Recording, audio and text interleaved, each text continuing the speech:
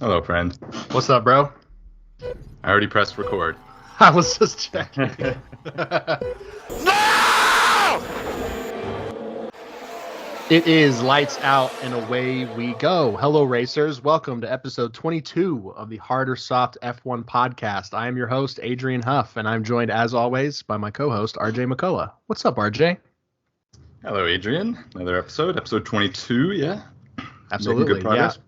I'm not going to lie, I get... almost said 21. Ooh, I know. I forgot to change it in the show notes originally, and then I saw you put 21. I was like, no. So I changed that. Yeah, but I got to give you props because your prediction last week, just up my mic here, your prediction, you not only predicted that Max would win, you not only predicted that Ferrari would get no podiums, but you also predicted that Charles, I wrote this down because I want to get your quote exact. You predicted that Charles will, quote, lock himself inside for a week because he will fuck up so badly. Wow, you really nailed it. Did I say that? Yeah. Oh, I was gonna say. I was like, "What the fuck?" Oh, you really fell for that one. I did. I was like, "Wait a second," because I feel like I did say Max would win and that Ferrari would fuck up, but that part was true. Yeah. The third part I added in there. No, God, can you imagine? Oh man, but yeah, poor Charles. He's just actually. I'll save that for later. Yeah, poor Charles. Yes, it's heartbreaking. I know you're about to do your punishment since Max won. You gotta. I'm not gonna make you do the full Zandvoort race because last time you lost, you had to do a full Monaco race in F1 22. So a little easier for you, or I don't know about easier, but way less time. I mean, you're gonna do this in like 10 seconds. Monaco took you like 3 hours of in-game time. I mean, fuck. A 5. Oh shit! Jesus Christ! And he's powered through with it. Brakes. Yeah, with brakes. Damn, dude. Nicely done. Hopefully that was a little less or a little more enjoyable than Monaco. Yes, as you said, much less time consuming, much less frustrating. That comes with the frustrating of knowing, as I'm sipping it, just the thought like, you're drinking this because of Max Verstappen crossed my mind. Yeah. That wasn't ideal, but too bad there's no Lewis drink. Yeah, one of these days this year we will get to a Lewis drink. But let me, on a happier note, let me get to the Hard or Soft League updated standings. Not a happy note. So going into this week, Adrian, very tight race. Adrian led by 4 points. 4 points, 581 to 577. So after the French Grand Prix, you, of course, have Max Verstappen. So he had 25, Lando Norris 6, Esteban Ocon 4. So that's a grand total of 35 points for the kid. Myself, 18 for Lewis Hamilton. Excuse me, sorry.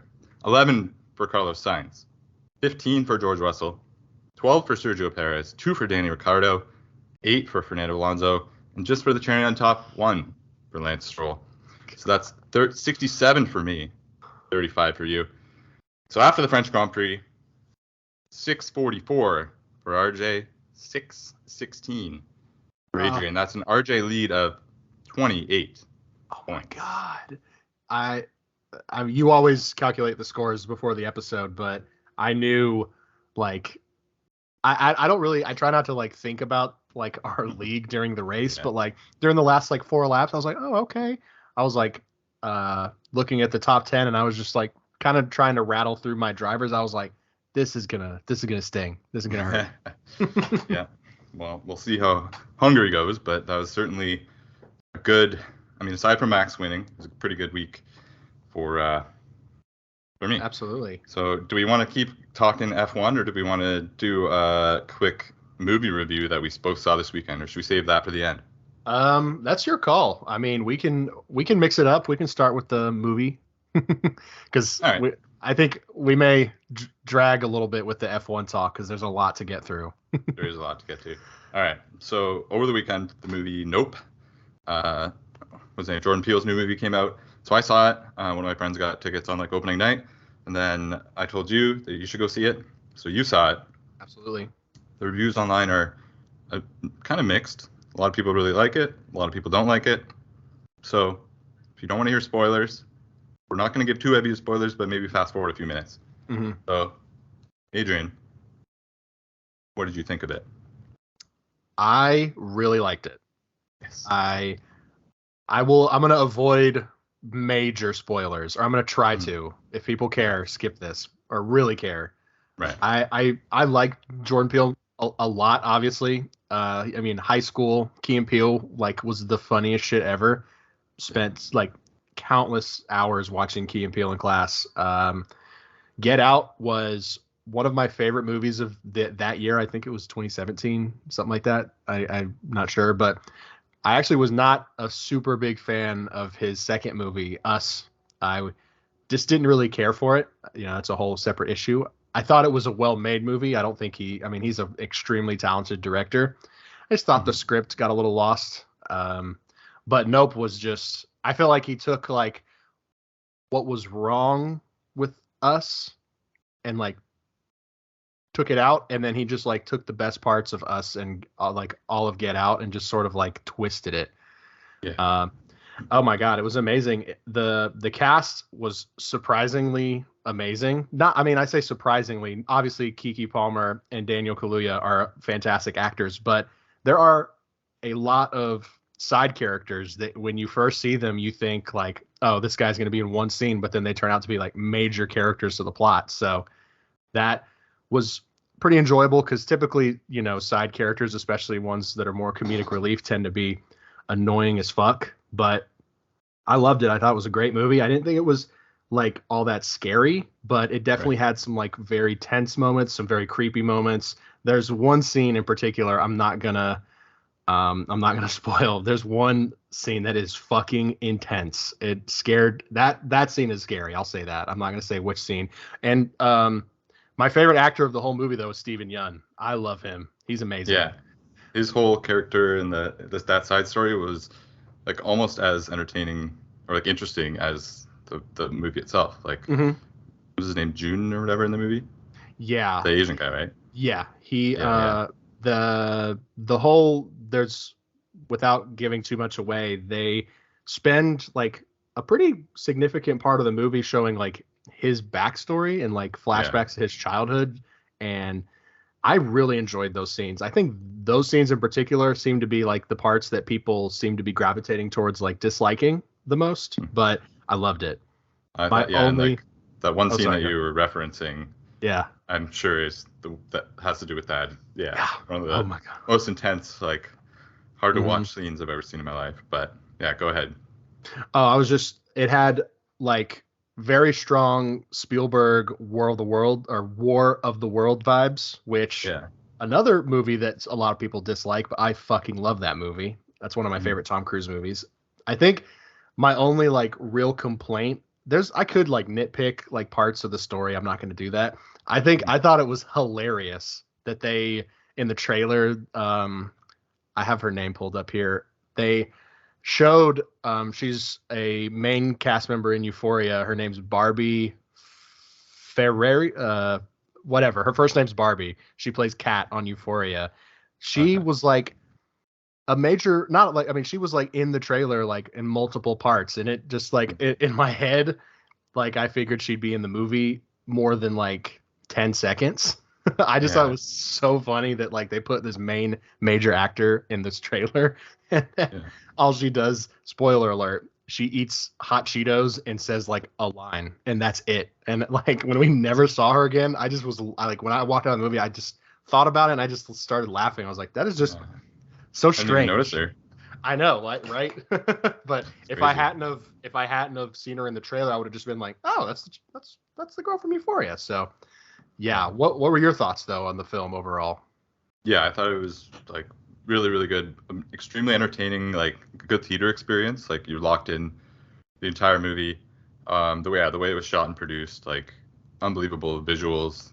Even if people maybe nitpick the plot and stuff, but visually, outstanding. That one scene definitely stands out. The ending, I'm still a little bit confused by. There's still a few little things that I've read different theories online of that I'm still trying to figure out where I land on it.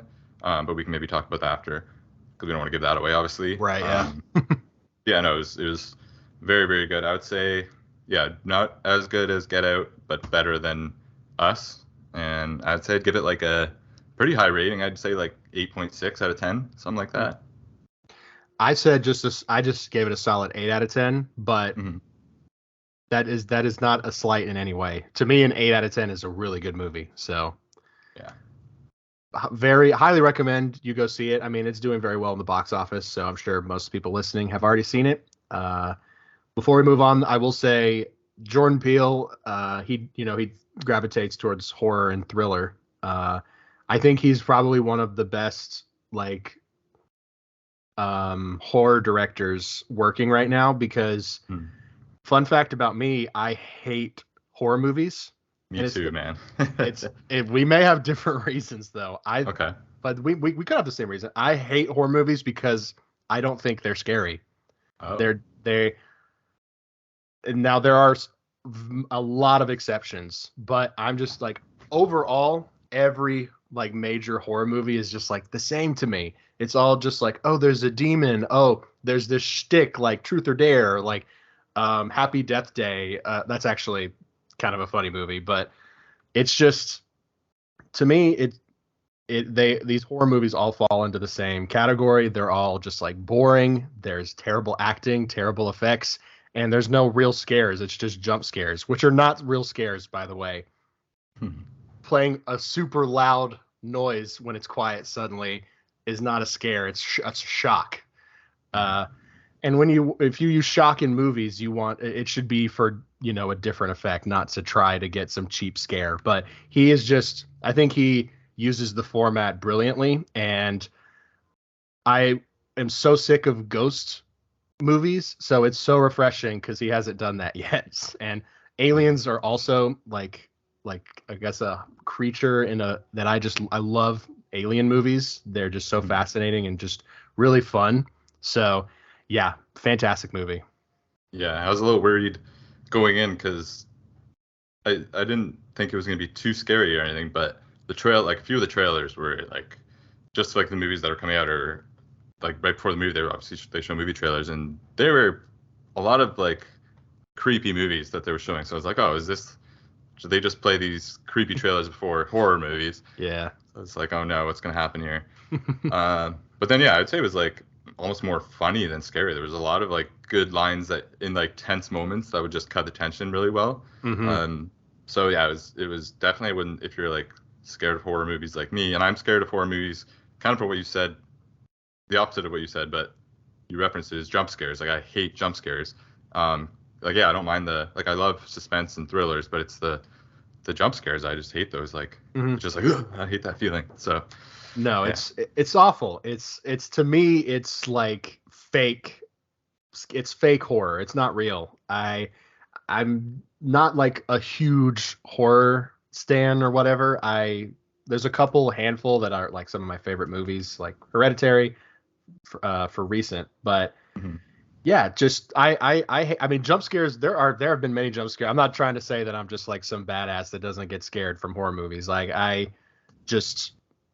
seen so many of them that it either just like I'm immediately just annoyed because I'm like, oh, you'd use that cheap trick, or it is so predictable that you see it coming a mile away, which removes the scare factor before it even happens. So thankfully he has sort of almost transcended horror, and he has just become like, at least for Nope, which his movies always have had funny moments, but this was a perfect blend of like horror and comedy, and specifically the two main actors, Daniel and Kiki, are amazing. They're so funny.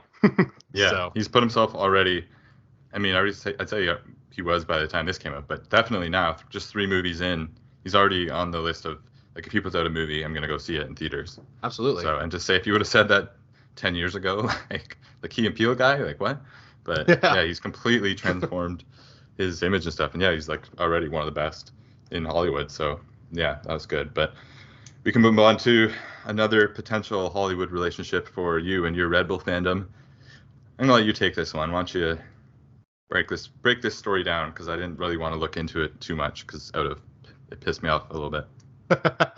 Well, if you're not really on the Formula One subreddit, there's no confirmation, but there's major rumors that in 2026, I think 2026 at least, Porsche is going to be partnering with Red Bull. And the original, people, we've known this, we've talked about this on the show. Yeah. The idea was that they would be like the title sponsor, sort of like Honda, and they would help out with like the engine. But from what the insiders are saying is,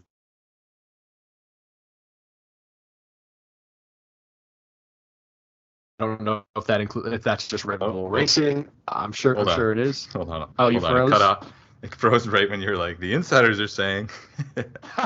Dude, I wish we could get like our separate angles to that, because you looked like you were just like listening so intently. I was waiting like, no, not now.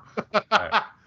Oh my God. So insiders are saying, the rumors are that Porsche will be taking over 50% of the Red Bull F1 team, which means that they would be equal partners, obviously, but they would contribute to the chassis, the powertrain, the aero, and reliability. Like, it's all Porsche products. And I saw an interesting point, and I actually looked up some videos. If you look at the Red Bull factory, it does look like that they not like had this in mind, but like I feel like they definitely in the back of their mind have always like left room for like if this situation did occur, because I'm sure in their heads they don't want to become a solely engine manufacturer like on their own. So if this does happen, then we will have, I think it'll be called Red Bull Porsche Racing, I guess. But huge news, because Mercedes and Porsche kind of have a little bit of a rivalry in the past. Porsche has really, really like amazing records as far as motorsports goes, which, doesn't mean anything. For all we know, it could tank Red Bull. Who fucking knows? Probably won't, but it is very exciting for Red Bull fans. And it's probably has probably made other people, or I'd say other people, just maybe you a little weary. Yeah. Because, I mean, Porsche is one, like, personally, I love Porsches. Since I was a kid, I used to have one of those huge, like, coffee table books, and it was all just Porsches. So I'm super excited. I have said from the beginning when we were talking about potential sponsors that I would love for Porsche to come in. It's probably Porsche and Andretti for me. I know Audi's considering it, but yeah, that's pretty much all the info we have right now. But yeah, what do you think? I mean, it makes sense. I don't like it. I don't want to see like another era of domination. This time it being Red Bull again. I don't want to see that. Usually when these things happen, there is a bit of a coming together period. But if it's not till 2026, they can work that out. However, there is one thing I see, and I don't want to burst your Verstappen-sized Red Bull bubble or anything, but I saw just before I was doing a little tinker stinker. I don't know if you know what that is. It's when you're like in the bathroom reading things. It's called the tinker stinker. Looking at your phone while you're taking a shit. Yeah, that exactly. Just a nice term for it. I was trying to put it in a nicer term. It's a little tinker stinker. That's what I was on Reddit, F1, just looking for any last minute stories that had come up just in case I missed anything. And I had saw that people are now reporting that actually it's hold on, it's not that bad. That it's Red Bull technologies that Porsche is buying 50% of, not Red Bull F1. Now, that could just be the fine print. I'm sure they're still going to be heavily involved with the F1 team, but if they're buying 50% of Red Bull technologies, maybe that's only 10% of the F1 team. I don't know. Mm-hmm. Could still be the exact same thing, just the wording, but it gave me a little glimmer of hope that it's not going to be.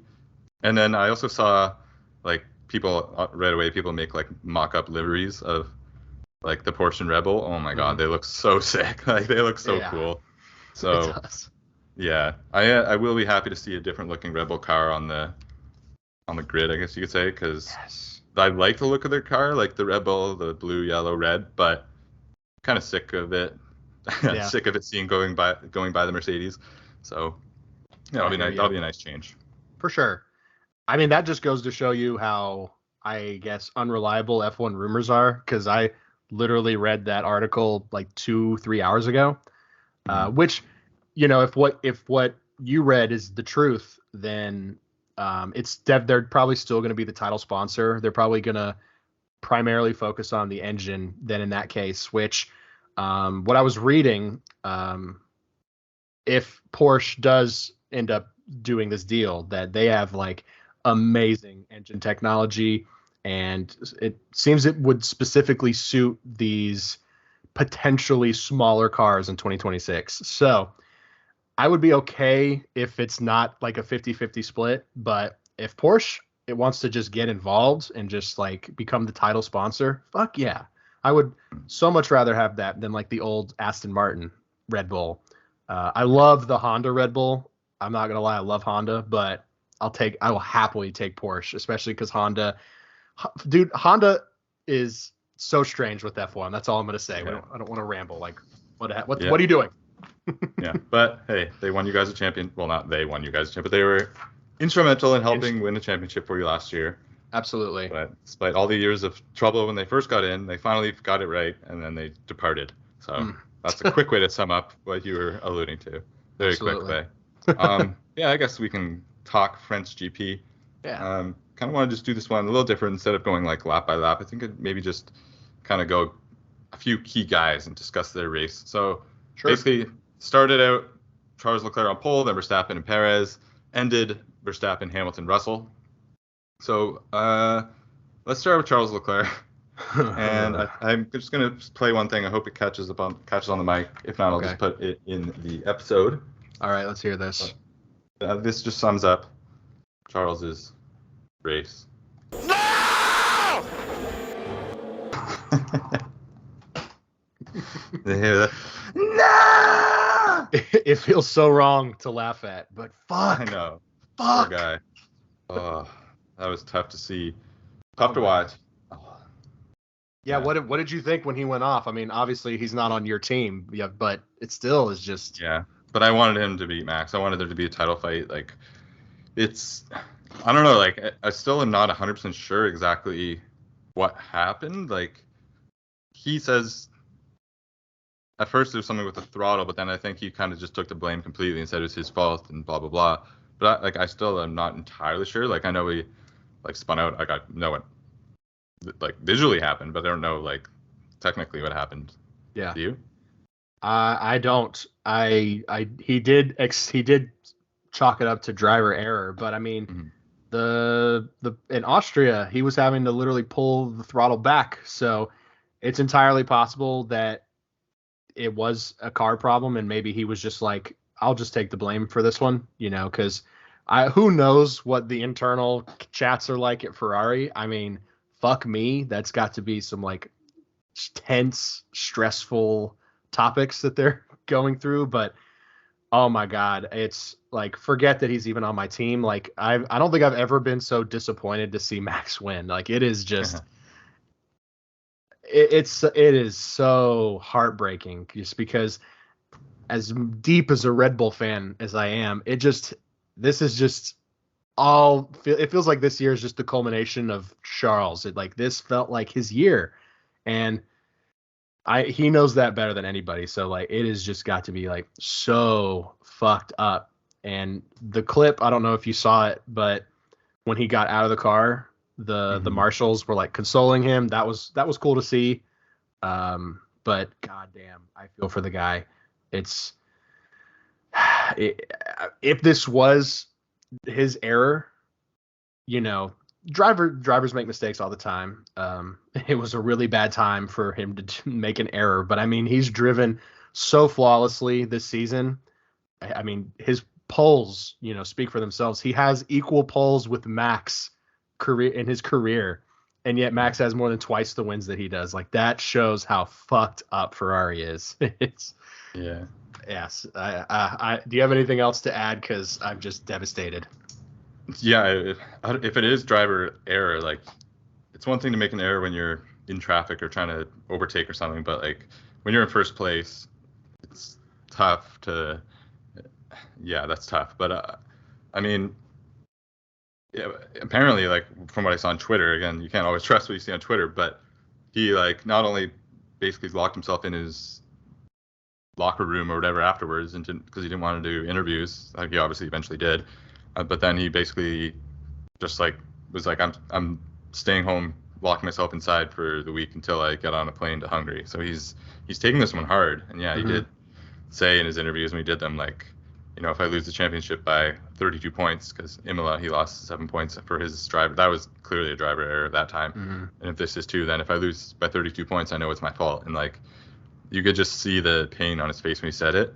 And I don't know if you've watched yet it's like a 15-minute documentary that F1 put out, but like when we were young or whatever, about they were all coming up. In that, he even mentioned, like, the toughest thing for him to overcome that he still battles is that he always is so hard on himself. Like if something good happens, he always says like, oh, it's because we had a good car, or, you know, we got lucky. But if something bad happens, he puts it all on himself, and he's really hard on himself. And you could see that old pattern coming back, and it's tough. Like it's really tough to see for Charles. So I felt bad for him. I was happy for Lewis, like, to be honest, in the moment. Yeah. But yeah, that was tough. But I mean, his other partner, Sainz, had reason to be pissed off as well. Jesus, so like, fucking Christ. 2 things. So first, like, and it happened right back to back. First is like lap 40. I think there was like 11 laps left or something. No one, like, everyone was basically staying out. And then Ferrari, as he's battling with Perez, he battles through the whole field. Finally gets up to Perez, he just passes him to get into 3rd, I think, at the time. And then he's like, as they're battling, you just hear over the radio, box. Sainz is trying everything. Box, Carlos, box. Oh. Confirmed. Not now. Oh, why were they telling him to pit right then? And Sainz like, not right now. And like, no. And then the rest of the lap, he's like coming on like, you guys, you can't do that when I'm in a battle, which is like absolutely ridiculous. And they even said on the broadcast, like, it's like they're just looking at their timesheets, going over the times, and then they don't even look up at the screen to see what's happening in real time. Like, unbelievable. And then the next lap, so he does all this battling, goes through, like, essentially wasting time in a sense, like battling if you're just going to pit anyways. And then they pit in the next lap, and then he drops back to, I don't remember what place, but they cost him a podium probably, if not 3rd, then 4th. Yeah. Just like another, like, it just keeps happening. It's I don't know. I want to say it's funny, but it's like not even funny anymore. It's past the point of being like comedic. It's like, it's ridiculous. It's being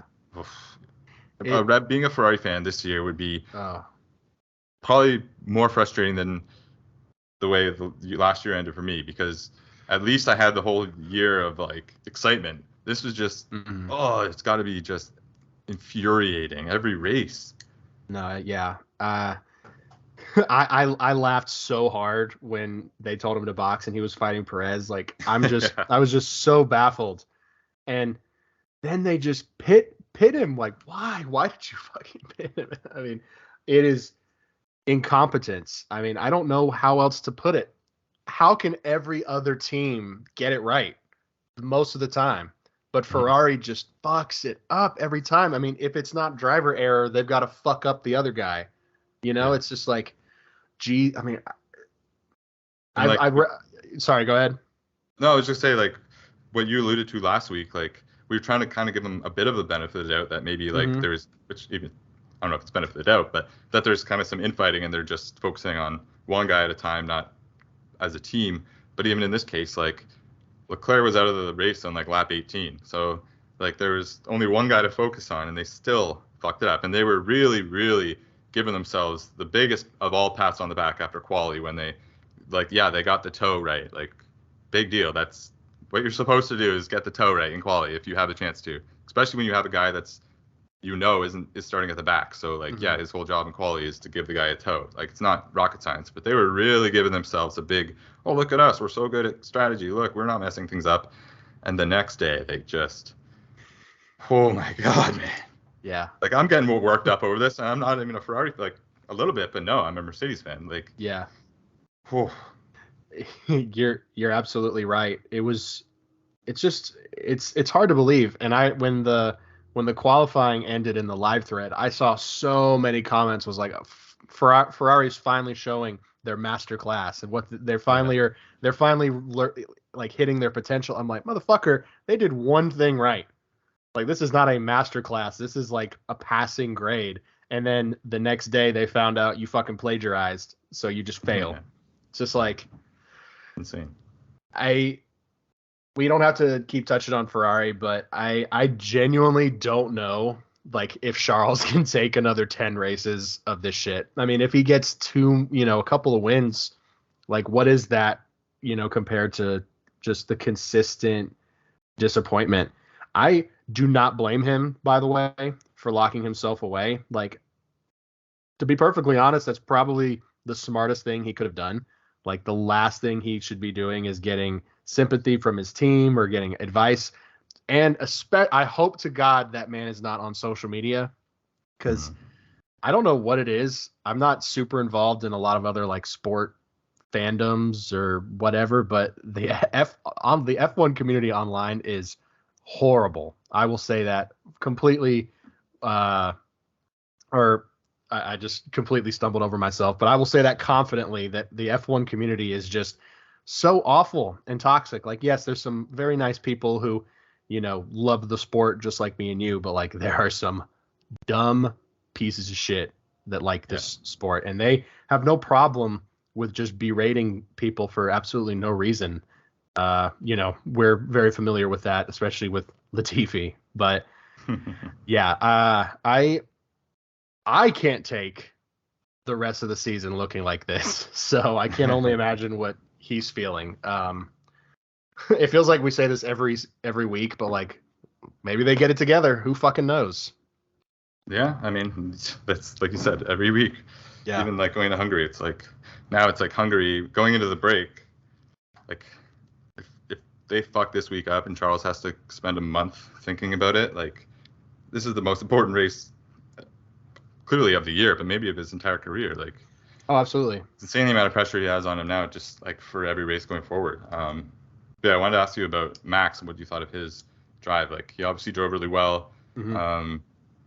He built up, like, would you say he won by like 10 seconds? Did you say that like that was an insurmountable lead that he built up? I mean, if Max, kind of is like unchallenged, I guess, if he's not really being pushed at the front, he tends to like build that gap. Obviously, he drove well. I wouldn't say it was like a legendary drive or anything. I mean, he was having trouble, passing Charles, and if Charles hadn't have crashed, he would have no doubt won that race, or if he hadn't have gotten fucked by strategy. But yeah, I thought he drove really well. His comment in the post-race interview was kind of funny. He was like, typically, when Charles crashes, he's just like, he's like, sorry to Charles, but we were able to, but he was just going through the race. He's like, and thankfully Charles crashed, so I got to take the lead. I was just like, you son of a bitch. Yeah. But yeah, he won by 10.59 seconds. Would you classify that as like, if someone's up by 10.59 seconds, that's a lead that someone's not going to come back on, right? Yes or no? Think yes or no. I don't. I think that lead could. I think someone could definitely bridge that gap. Yes. Yeah. I was leading towards something. Okay. I was gonna say, if you said yes, I was gonna say it's funny because in Abu Dhabi, Lewis Hamilton was leading by more than 10.59 seconds. Oh no. But safety car. You didn't fall into my trap. No, but yeah, I mean he drove well, but I mean if Charles had somehow managed to back it up and get back on, maybe drop down to fourth, I think he could have potentially fought back. But that's life. That's racing. Let's talk about your boys though. Yeah. Your fucking Silver Arrows. Like, yeah, I kind of called last week we'd get a double podium. I thought we'd get a win. But yeah, it was, I mean, it's kind of like you got to take it with a grain of salt. Like, realistically, Charles doesn't fuck up. Ferrari doesn't fuck up Sainz's strategy. Perez doesn't mess up. Like, we're probably looking at a fourth, fifth, or fifth, sixth even. So, but I mean, a second and a third. It is like kind of a weird spot to be in where Mercedes, and we'll get to the standings in a bit, but like they're still hanging in there at least to battle for second, and they're clearly like by far not by, but they're clearly the third best car. So like they have no business really getting these podiums, but they are getting them every week because the reliability. They, for one, knock on wood, they nailed their reliability, and they're just getting through these races and picking up all the points that usually Ferrari are dropping or that sometimes Red Bull are dropping. So it is kind of like a bit of Mercedes luck, I'll admit that, but they're capitalizing, and you got to be there to take advantage. I mean, Red Bull knows that as well as anyone, that if you are given an opportunity, you might as well pounce on it. So yeah, I mean, that's kind of all I really have to say for Mercedes. A bit lucky, like they seem to be bridging the gap a little bit. I don't know. I think what was more interesting to me this week was what happened with Russell. Like he had a few battles with Perez, and he was like, I'll be the first to admit it, he was just being a little whiny baby, a little baby boy on the mic, on the radio, just like bitching to his team about Perez, like cutting him off or going off track or whatever the case may be, when in most cases it was his fault, and like his team clearly knew that because his guy was telling him. And then for Toto Wolff to come on the radio like during a race, it's something important, and he just basically told George, like, shut up. Like he just like, George, you can do this on track, like put your head down and drive. He just fully turned into me. I was on the inside. You need to give the pace back. Come on, guys, we need to do something. He went straight on. We need to have his time.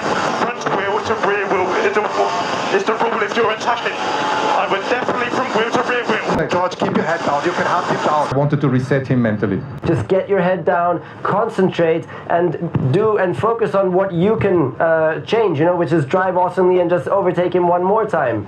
And Toto really drove that message home, and it worked. It really worked. You can hunt him down. You can do it on track. It's very nice to see. It's very nice to see Toto step in there, because it was like, it was definitely a time where George needed to be put in his place. You just can't be bitching like that. Like he's done it a few weeks in a row where it's like, all right, man, you get it together. This isn't how anyone should be, but especially if you're on like a premier team, you can't be bitching and moaning, because that's how you want racing to be like that. It's gonna happen the same way to you. So yeah. I understand the, he pushed me off. I had the line, like all drivers sort of say those things because they know the FIA is listening and they're hoping they'll be like, oh, they're just hoping. So drivers talk out of their ass all the time, but he was just like, he would not stop. And like you said, Toto had to come on, but I was very annoyed with him throughout the whole race. It seems like he's like causing incidents and then blaming the other drivers quite a bit. So hopefully that slows down a little bit. I did appreciate Toto coming on. To George's credit, he caught Sergio sleeping. I will fully admit that. I don't think Perez was expecting that. I don't know what he was expecting, but he zoomed past him, and that was an epic move. Like, not gonna lie, if he hadn't have, like if he took Toto's advice, like shut the fuck up and just get him. Like, what do you want the FIA to be like? Perez, let him by? No, just go fucking pass him. You got to do it yourself. Yeah, pass him legitimately. Perez did have an explanation, but first on the topic of other drivers, Russell blaming other drivers for things. Seems like Valtteri Bottas is still a little bit pissed off, or jokingly pissed off about Russell taking him out at Imola a few years ago. Yeah. As Ted Kravitz was asking guys, like, because there's that, like, George Russell is the type of guy who, and a lot of guys were saying like funny things, just joking around, and then Bottas said George Russell is the type of guy to overtake in damp conditions at the end of the main straight in Imola. Still holding on the grudge, dude. But yeah, so go ahead. The grin he had when he said that is priceless. A Cheshire cat. Yeah. So I think Perez. So yeah, I was on after the safety car on the restart. Russell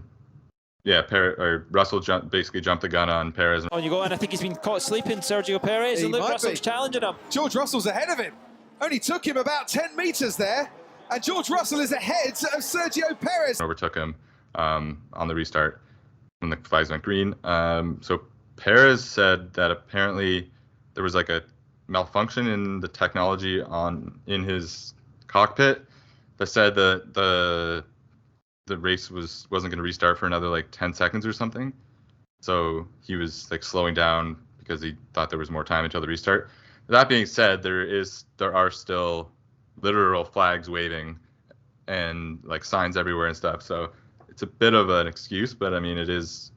You can kind of see if you look back at the replay that makes sense because Russell timed the restart absolutely perfectly. Like it seems like I guess they have to stay in a certain sector. They have to do basically a certain time. So it seemed like Russell started slow and then was kind of gaining speed, not going over the limit, gaining the speed to time it perfectly.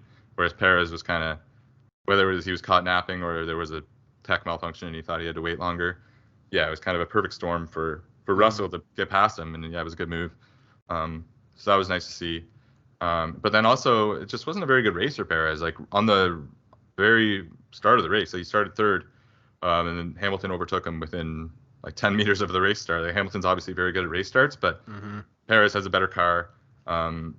He was like, there's no reason they were side by side. There's no reason for him to get overtaken that quickly. So yeah, just not a very good race for Perez.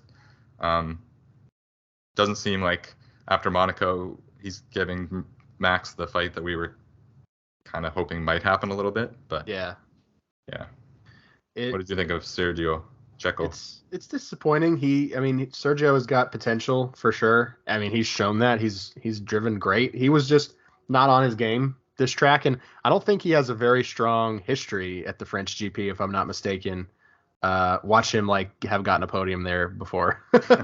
But I don't know if the technology excuse could have been real. Who knows?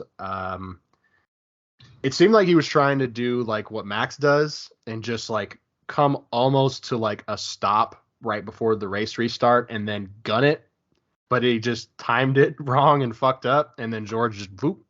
So I was shocked. I mean, how many laps were there after that happened? That was like there was 2 or 3 more laps left, right? Or were there more? At least a couple. I was shocked that Perez like wasn't really able to fight for the position. I guess I could say. I mean, it was only a few laps, but I mean that Red Bull is for sure faster than the Mercedes as of now. So he could have potentially caught back up, but I don't know. I mean, I'm sure he was just like, "Fuck me" when that happened. So gotta be kind of embarrassing. Oh, for sure. And Helmut Marko had a cheeky comment. It was posted. It was kind of posted sort of out of context. Like he said that he jokingly said that Perez might have drank some tequila before the race, but the article presented it like he said it like he was trying to be kind of a racist dickhead, which, you could take that as a little stereotypical, but he definitely didn't he wasn't trying to be a complete asshole about it. But he does tend to hide his like very blunt remarks with a little bit of humor. Yeah, he does. I don't know if you saw this, is not really related, but obviously the cool down room after. So Lewis didn't drink any of his water during the race. I've heard something to do with because of the weight, other things to do with because the water just gets too hot. But anyways, he didn't drink during the race, so he was laying down in the cool down room. And I saw someone posted a meme of Lewis laying there, and then you remember when Max got in the crash in Baku, I think, when his tire popped, and then he just kicked the tire? Yeah. It was Lewis laying there with Max kicking Lewis when he's down. I was like, oh man. That's brutal. That's funny. I'll post that in the video. Yeah, that was good. That was a great moment. Lewis is like that's just fucking hilarious. Just chilling. That was then he posted chilling with the picture. Yeah. He's been posting a lot of I sent you one video. He's been posting a lot of Roscoe stuff lately, so I love to see that. Roscoe's his dog, for those who aren't aware, but yeah, adorable dog, and they have a great relationship, so I love to see that. Yes. Another team that's getting some upgrades this week. We don't really know if Mercedes is getting little upgrades, but nothing crazy, but big upgrades apparently coming for Haas. Gunther was kind of joking about the only upgrades they've had this year are I forget the term he used, 18-inch gurney flaps or something like that. I don't even know what that is. Yeah. And a replacement plank or something. But yeah, they're getting big upgrades. I'm not entirely sure what they are. Do you have them up? I don't. When I read the article when it was first posted, he wasn't very specific. There could be more details released as of now, but he from what he was describing was that they're going to unlock up to a second a lap. So it's going to be a new Ferrari, I said, right? A white Ferrari. That's exactly what he said. Yeah. I'm glad you remembered that. Because I personally, I'm all for that. I mean, I love Haas. They're the only American team in Formula One, so I obviously have a little bit of bias towards them. But I also Gunther's my favorite team principal without a doubt. Mick, how can you not want Mick to succeed? K-Mag, the best comeback story in F1. I don't think that's true, but one of the best comeback stories coming back to Haas. But yeah, if they are actually able to live up to even like a portion of the promise, then I'm very thrilled. It's a little odd that they're bringing these major upgrades on the one race before the break, but maybe that's to test. Maybe it's so they can like tweak and perfect over the break. Who knows? But yeah, I'm so hyped for Hungary. It looks like Hungary is very, very like tight corners, a lot of turns. So a lot of sweeping turns. Yeah. Yes. It's a tough one. I think there's going to be some understeer. There's going to be some spin outs and stuff. 100%. And it should be a perfect track for the Ferrari this year. It should be. But we know how the Ferrari likes to spin out though. So yeah. Quickly, I think Niki Lauda would probably have something to say about the best comeback in F1. Yes, absolutely. Yeah, and that's just off the top of my head. I'm sure there's other. Oh, there's so many. There's way more. Yeah. But K-Mag is not number one. I'm sorry, K-Mag. On Haas, I'm hoping to see them get up in that like Alpine, McLaren, Haas fight. If like join to make it a Haas fight, because that'd be cool. I don't know. Kind of like now that Mick's kind of put in some good performances, like he's jumped over K-Mag for me in my personal head, like who I'm rooting for. Like I would just be so like if Mick could somehow get a podium, and I mean this would be like the race we've always seen crazy stuff happen in Hungary. So I'm gonna recap last year's race in a minute, but yeah, like it'd be so cool to see. And yeah, I was thinking the same at first, like why on earth would they not just wait until the summer break and then have the whole break to work on these upgrades and get them fine-tuned? But I guess, yeah, like if they put them in, they may work or may not work, but then they can go back to the drawing board and add on to that going forwards, I guess. So I guess that's the plan for that. Absolutely. Yeah. So I don't know, who are you like, are you still rooting for Magnussen above? Like, who would you want to see finish higher this weekend between the two Haas fellas?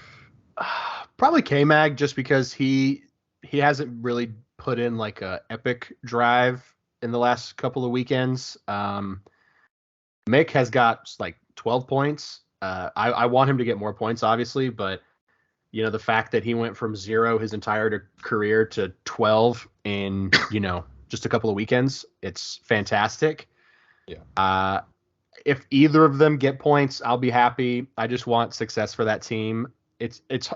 I hate saying this, but I would love for them to pass Alfa Romeo. They're only 17 points behind them, so it's totally possible. And I do hate saying that because I love Bottas and I really like Zhou Guanyu. So they have, we really don't talk about Alfa Romeo very much, but like it feels like they have just like completely like dropped the ball over the last like 2 or 3 months. Like they were cooking in the first couple of weekends, but we can discuss that over the break, I'm sure. But yes, Haas, they are my like, that's my like they are my biggest hope for Hungary, is that we're going to see an epic Haas run. Like I want to see K-Mag and Mick in Q1.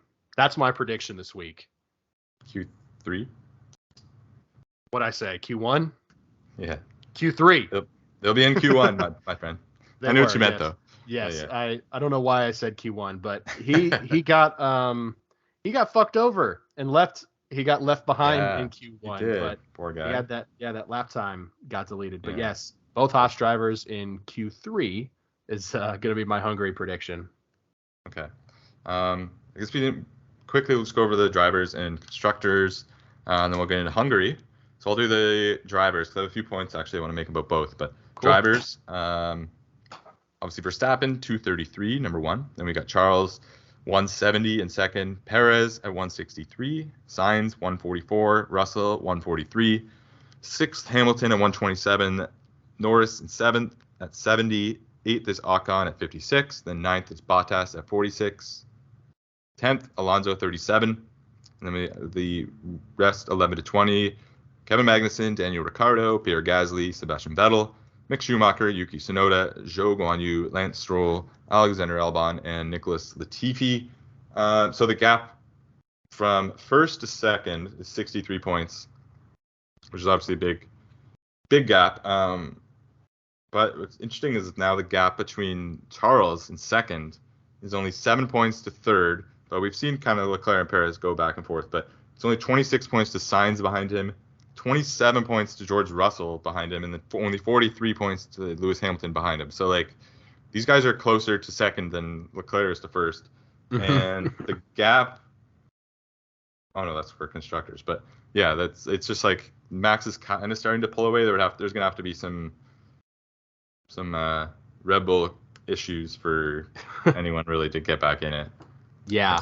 It's not over, but. No, but it does seem like it's over. You know, I hate to say it. It would suck. It would suck so hard if, like, I'm not sure, like, the exact schedule, but, like, if by Monza we know Max is going to be champion, like, that would suck. That would suck so hard. And I'm saying that as a Max fan. So, you know, hopefully that's not the case, but that is just astounding. What's crazy to me is just how close George is to Sainz. I mean, a 1-point deficit. Yeah, and he's only 27 points behind Charles. Like, crazy. I know you said that Mercedes, they have had a good bit of luck, but I think especially at the beginning of the season, I think for the sheer amount that they've struggled, it of course it's luck that, you know, on various weekends Red Bull and Ferrari have had their issues, but it does take skill to capitalize on those mistakes, and they've done that literally every single weekend. I mean, the only time this season off the top of my head that I can think of, like, a fuck up was when they both spun out at Austria. Yeah, in quali. Yeah. So they're like the opposite of Ferrari. Like, Ferrari's got, like, the fastest car, but they just can't get the strategy right. Whereas, Mercedes, not the fastest, not the slowest, but not the fastest, but they seem to get the strategy right every week. And Red Bull, like, they kill the strategy. That's well known. But I mean, their pit stops are insane. Like, they had like a 2.5, 2.6 on Max this weekend, and, like, it doesn't seem like much when you just say, like, okay, 2.6 compared to 4.2 or whatever. But, like, imagine those last year between Lewis and Max, if that was the case. Like, 1 second can obviously make a huge difference in a race. So just getting that out of the pits is it's huge. Oh, so do you want to do the constructors? Sure, absolutely. I know Ferrari, I think they have the record for fastest lap this season, but Red Bull, I don't think there's any dispute that Red Bull's, like, pit crew is probably the best pit crew, like, on the grid, to me at least, because they are just like, no, I agree. Oh my fucking god, those dudes are on it. What's that podium thing? The Red Bull. They're like coming. They're on. Max and...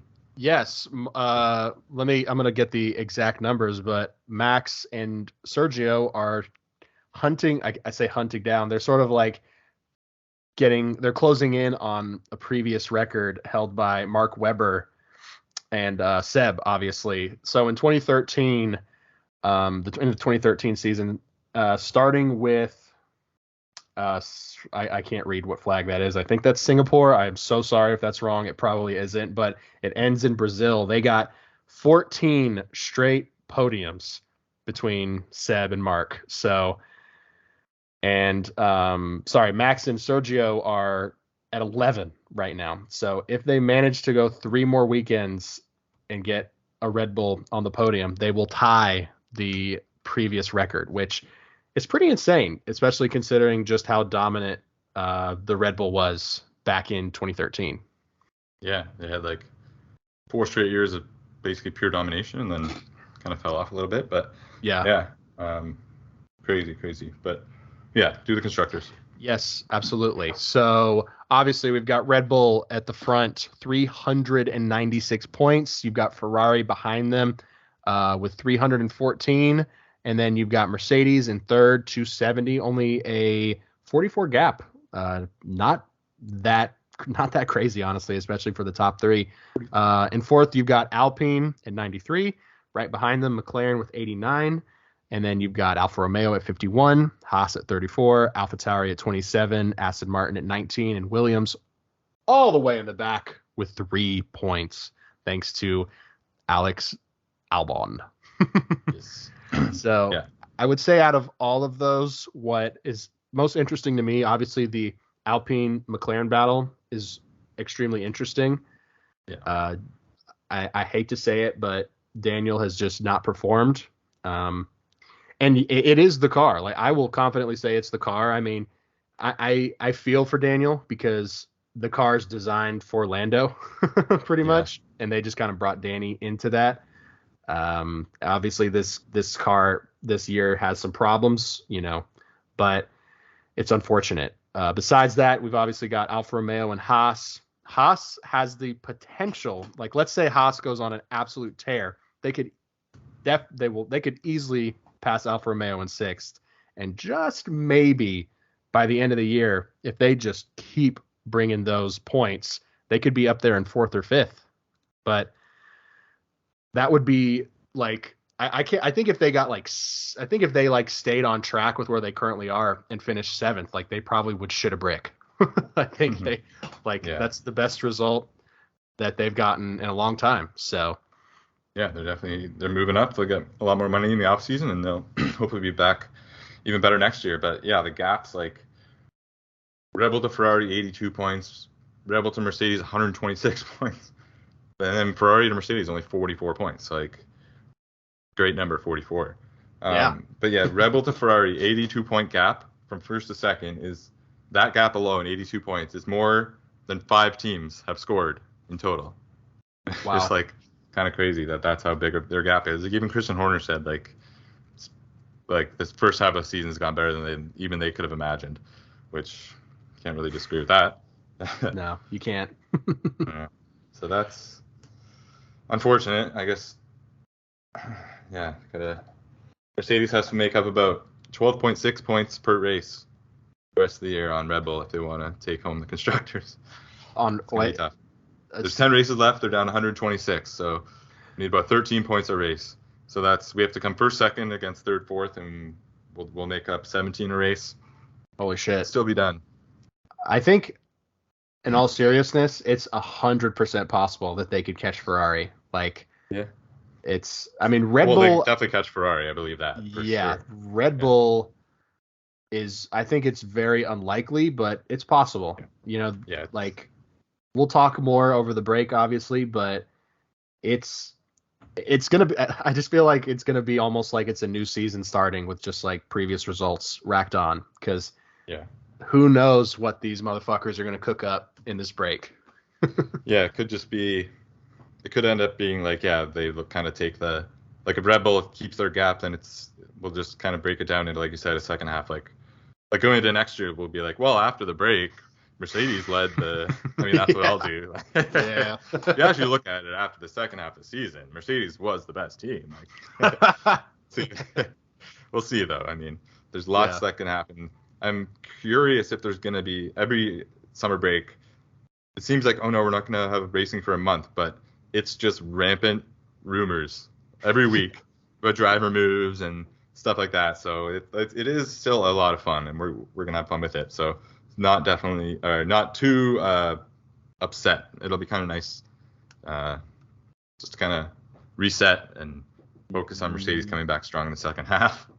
We can talk. I was a little frozen there. Now. Sorry. No, it's okay. I was a bit frozen there. Sorry. You're good. The latency is really fucky right now. Yeah. Okay. Yeah, I was just rambling. Say something. 1, 2, 3. Okay, we're good now. All right. Sorry, you froze and then you were like delayed by a second. That was fucking crazy. Okay. The only thing I said, I was just gonna say we are 100% gonna speculate like crazy over the break. We're gonna say every rumor, even if it's from a Twitter follower or a Twitter user with like 2 followers. So it's gonna be awesome. Silly season. It's gonna be fun. But we have one more race. Yeah. Hold on. The 2022 Aramco of all sponsors. Well, I wonder what Seb's gonna say this week. The Aramco Hungarian Grand Prix. So the weather forecast is actually pretty interesting. This guy, I'm reading this again off Twitter, so got a fly in here. Get out of here, fly. So the language is a little choppy. Yeah, take 20 minutes on the podcast to try and kill a fly. That's good entertainment. I tried grabbing it for you. Oh, thank you. So it's gonna be hot and dry on Friday. Again, this is according to someone that is in the area. Hot and dry on Friday, but a very different story for Saturday as outbreaks of showery rain. Showery rain, interesting way to put it. Some heavy and thundery spread east. There's blah, blah, blah. Forecast detail tricky. So race likely dry and noticeably breezy. So Friday and Sunday are apparently going to be dry. A lot of wind on Sunday, but Saturday, quality day. A lot of rain and thunder, so they might actually have to push things around, maybe do quali on Sunday morning. I don't know. I don't really know what they would do in that scenario, but it's always fun when there's good weather. Yeah. You think it could be so bad that they could delay quali? I don't know. There's people speculating that on Reddit, but yeah, who knows what's coming from Reddit? But for sure, if it's anything, it would have to be like even at Spa last year when it was an absolute monsoon for hours and hours. They still were holding out hope. So yeah, it'd have to, and they still got quali in there. So yeah, we'll see. But that brings me to perfect segue to I have to discuss last year's race because I just went to rewatch it to familiarize myself. I ended up writing down like 6 or 7 quick notes that I'm going to go through because it was, I don't know if you've rewatched it since, like one of the craziest races start to finish that we've ever seen. Like it's up there with, like we've had some crazy races this year, but this is up there. So at the start, it was a wet start. Bottas takes out Norris, Perez, and Verstappen. Verstappen didn't end up out of the race, but he dropped back to 13th. Lance Stroll takes out Leclaire. So Norris, Perez, Stroll, and Leclaire are out. And Bottas, yeah. Right off the start. Then there's a red flag. And then, so remember that, but this, I forgot that this was the same race that this happened, was after the red flag, it's all of a sudden dry out of nowhere. So they go back to restart the race, and every single car goes into the pits to change except for Lewis Hamilton. So Lewis Hamilton is on the starting grid, one of the most like iconic images, him just alone on the starting grid as the lights go out and he peels away. But it ended up fucking him over, but yeah. But then we had like that. So then he eventually obviously had to pit because of that, but he dropped to like 14th. He battled back. Verstappen and Schumacher had their first like incredible battle, like good on Mick in a way worse car. That was cool. Ocon and Vettel battled for like 10, 15 laps, amazing battling. And then Alonso had his like ridiculous defense of Hamilton. Like Hamilton was battling back through the field in like a rocket ship of a car, and he would have won the race if not for Alonso because he finished like 2 seconds back. But Alonso held him up for laps and laps. One of the best defenses we've ever seen. That was a masterclass. That was unbelievable. Like I think even Ocon said he defended like a lion or something like that. Yeah. But then Ocon wins the race. With like Esteban Ocon wins a freaking race. Right. Vettel finishes second. Hamilton finishes third. But then Vettel gets disqualified for fuel, so not having enough fuel or something. And Carlos Sainz gets a podium. And at that point in his life, Carlos Sainz, every podium he had gotten, he hadn't actually gotten to stand on the podium. And it happened to him again. I know. Like all of that happened in one race. Like holy shit, that was a ridiculous race. Yeah. So hopefully we get that again. It typically is. Sorry, I'm almost done talking. It typically is like a crazy race where we see like not necessarily always a crazy winner, but we see a lot of like shuffling in the race. Like even George Russell was in second for a while until he had an issue with the car and he had to box. Yeah, holy fuck, he was dude. in second, and I don't think he had gotten points yet. Yeah, because that was before Spa and everything, so he hadn't gotten points yet. So it's like, man, that was just insane looking back on it. Yeah, I actually what I was rudely interrupting you about was just that I had completely forgotten about that Sainz fact that he got another podium after the fact. Like, I'm so glad you reminded me of that. That is, no offense to Carlos, but like, that is fucking hilarious. Yeah, it definitely is. Oh my God. Let it be Hungary. Like, we need a shakeup race like that. I back when that race happened live, it was so intense between Max and Lewis that it was frustrating for Max, I guess, because he was literally driving with like a big fucking chunk of the car torn off. But I don't know, like I was okay with it. But seeing like Ocon, even though, you know, I'm not like the biggest fan of Ocon, him and Seb up front, like that was awesome. And then Lewis being on the grid was that is one of the most like iconic photos. I think it might be the most iconic photo of last season. But I want to get like a print of that. That was awesome. Yes, I mean, I remember when that happened, like, because he was like, the track is drying, man. You know, he's like, but he just, I don't know. It was just like so amazing because it was just like, it was just like a split-second decision that he just probably didn't even consider. It's like, I mean, what they were doing the formation lap. I'm sure in his head he was like, okay, we'll do a lap and then pit. But then he goes past and then he sees everyone pour in there. He's probably just like, fuck me. Yeah. Like, amazing. I fucking loved that race so much. Great. But I mean, like Bottas, and obviously he was on Mercedes, in this like heated battle between Red Bull and Mercedes, not just Max and Lewis. And he basically takes out the two Red Bulls on turn 1 of lap 1, like, oh my God. And obviously Horner was furious, of course, but those were good days. But I mean, Lewis did a great job battling back, Max did, but when I was watching the highlights, they showed at the end like the standings after that. So going into the break last year, after that race, Lewis had a 7-point lead over, and that was after Max. I think the biggest lead Max had last year was like 32 points after Austria, and then already by Hungary, Lewis had gotten it back, so by 7 points. So like, I would give anything to have that 7-point difference in the standings right now at the top, but maybe next year. But hey, the season's not over. You never know what could happen. As crazy as the first half was, like, same craziness could happen the other way. Second half. You kind of mentioned your predictions earlier, but I forgot what they were. So what's your podium and any crazy predictions for Hungary? The Haas into Q3 is that's my crazy prediction. Podium. Oh man. Shit. I'm not going to say any of the top 3 teams. I'm going to say our podium is going to be, in no particular order, Lando Norris, Valtteri Bottas, and goddamn, I shouldn't have limited myself to this. Okay, so Lando, Valtteri, and fuck it, Ocon. Maybe he's got like just a crazy luck at this track. Who fucking knows? Okay. My prediction is that, and they kind of go hand in hand, is that Charles has had enough, and he's going to take out Max in this race.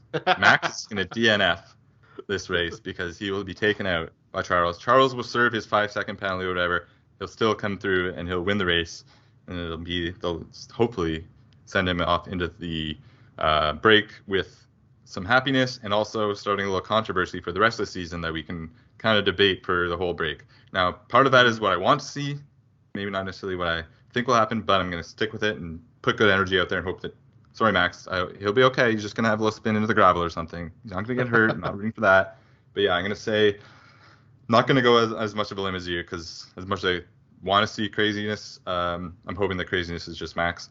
And I think it's going to be a Ferrari bounce back. I think Leclerc, Sainz, and then Hamilton. Lewis. But you got to throw Lewis in there. I think that's a legitimately good prediction. In reality, I'm looking at the weather for Hungary right now. You're not wrong. It is, if the forecast stays the same, it is going to be pouring Saturday, and it's forecast 50% for Sunday, so we could have a wet race.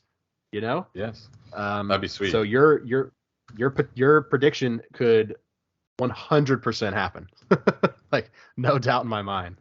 And hey, maybe this, I keep saying it every week, but maybe I was 1 week off. Maybe this is the week that Sir Lewis gets his win. And I will start next week's podcast with a celebration of sorts. Dude, I hope so. It's due for Lewis to win. Absolutely. But fuck it, no. Yeah, he could totally win this week. Maybe your prediction is just a little bit off, and Charles takes out Max and Carlos and Perez, and you get a Mercedes 1-2. Hey, that'd be great. Even if George wants to pull a Bottas though, and George you want to take out the guys for me, he'd have to catch up to them first, I guess. But turn 1 is kind of like it stacks up a little bit there. So Hungary, definitely not. Always bringing it back to the video game. Definitely not one of my favorite tracks in the video game. That is for sure.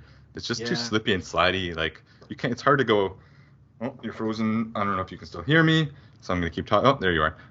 Yeah, it's hard to go a whole race in a video game without sliding off at some point. Just the first few turns, especially, like, it's a nightmare. And that kind of brings me quickly. Just gonna get this rant off real quick because I forgot to earlier. The F1 22 game. I was trying to give it the benefit of the doubt. I was praising it. The AI is just ridiculous in straight line speeds and out of corners.